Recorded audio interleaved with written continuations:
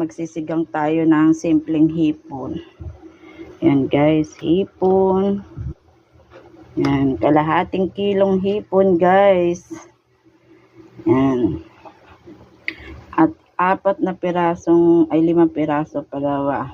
5 pirasong okra na pinaghati-hati ko. Kamatis, sibuyas, ang ating kangkong.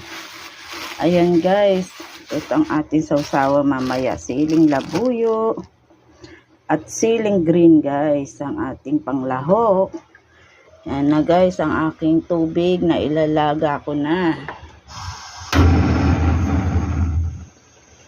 Yan guys, ready na tayo. Ang pang-asin ko pa pala guys. May asin na nga pala yan guys, nilagyan ko na ng asin. Ito guys, isang malaking pang-asin. Yan, lagay ko na nga pala to guys yung aking gulay.